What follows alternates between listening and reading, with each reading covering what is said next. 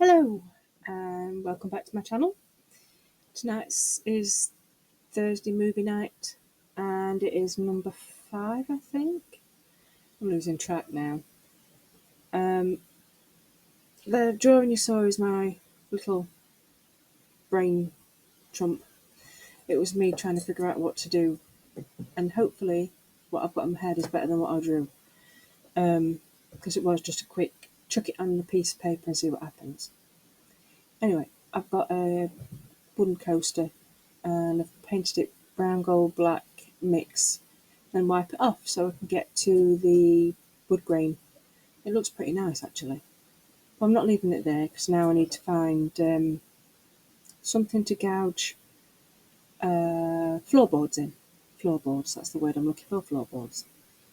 So I use a pencil and I actually measure, sort of, kind of, eyeball, and then use a little metal ball stylus just to gouge out some lines. Um, Tonight's film is an oldie but a goodie. It's from 1944, so it's black and white. There's my floor finished because that is my floor.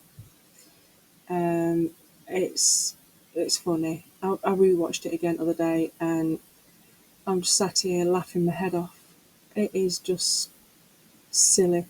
It's not only a film which has been redone, I think a couple of times. It's also a play, but I prefer the original film. I mean, Cary Grant's in it for a start, and he was always my what would you say? As a kid, I used to just think he was so dapper and good looking and funny and the kind of guy you want to take home to meet your mum because you know he's going to have a sense of humour and he's going to make her laugh, so he's going to like her. She's going to like him. That kind of guy. Um, it's it's called Arsenic and Old Lace. Now, it's a mix of murder, insanity, a consummate bachelor finally decides to get married, and on the night of the marriage, you know, things are supposed to happen, but not in the way they happened in this film. I've cut out 2 doors because this is going to be a scene from the film, plus little bits that tie into it. So the door needs to have glass. So piece of packaging that I trim to fit, and then I scuff it up because it's supposed to be frosted glass. And I didn't want to waste frosting spray on it. I thought just scuff it up a bit. That should work. So I use a nail file. I thought I'll do both sides because that's going to make it better. But this film, it is a comedy, and Cary Grant thought it was the worst film he'd ever made with his own acting abilities because he thought he hammed it up, whereas actually it was one of his best films ever. Um, he did a lot of films, and he was very good at what he did. To say he came from humble backgrounds in England, um, and circus acts and all these kind of things just to make a book. He he was a star, but he was a gentleman. But he was a sad soul. But he knew how to make people laugh. And in this film, he realizes that he goes to see his aunties and he has to go and tell them that he's married finally. And they're all excited and happy and jovial about it. And then he finds a body. And not only does he find a body, he then finds out there's 13 more bodies down in the cellar, all been buried by their nutty uncle, who seems to think he is Teddy Roosevelt and he's having to bury people with the yellow fever, when in actual fact the ants have poisoned them because they're old lonely men with no families and they thought it'd be a kindness. to let them go off with some wine and just die in their sleep, and then have a nice Christian burial. Yes, they were crackers too. Absolutely bonkers. Well, Cary Grant, all the way through this film, is trying to get these papers signed for Uncle Teddy to be sectioned, basically, in a really nice place, because then he could blame everything on him and everything would be fine. And it's just a roller coaster because then his brother turns up, who's also a psycho and has murdered 13 people. And there is a little bit of an argument over who's won in the murder stakes. Oh dear. And Peter Lorre, oh God, he's a brilliant actor. He's always looked like a creepy little dude. And I've always got him and Charles Lawton, I think it is, mixed up. 'Cause I always thought he was the one that did Hunchback of Notre Dame. But I'm wrong. But he always comes across as a creepy little dude. But he was fantastic. Oh, and he plays Dr. Einstein. Obviously, it's a fake name because he's supposed to be a surgeon and he's done this operation on Jonathan, the brother. And the running joke throughout the whole film is that he looks like Frankenstein, and everybody's seen him at the cinema. Well, it's because he's got scars all over his face and he needs a new face again because obviously he's on the run.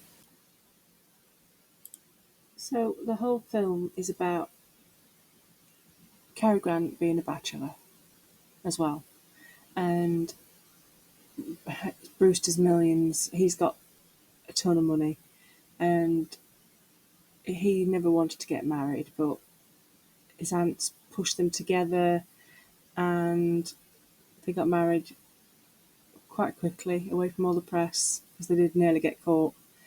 And he's quite a big character in his profession. I have no idea what he actually does. I just think he's got money. That's it. He's just got money. And I'm assuming that's from his family. Well, all while this craziness is going off, he's thinking, oh my God, this is my family. Uncle Teddy's nuts. Aunties are nuts. Brother's nuts. And then he finds out that actually he's not a Brewster. And that he was actually left there because his mother couldn't cope or couldn't afford to look after him or whatever. But he wasn't a Brewster. So it was like, a thank God moment. I don't care now. Everything's going up the out the window or whatever, and I don't care. I'm not nuts. I'm sane. These are all nuts, but I'm sane. And there's a great fight with his brother who tries to kill him. The police turn up, and there's a big fight between police and his brother, who ends up getting bashed over the head with a truncheon. I'm assuming this is like before Americans had guns everywhere. Because, but then I'm not sure if it's actually supposed to be in England either. Because to me, a truncheon is very English, and the whole setup seems very English.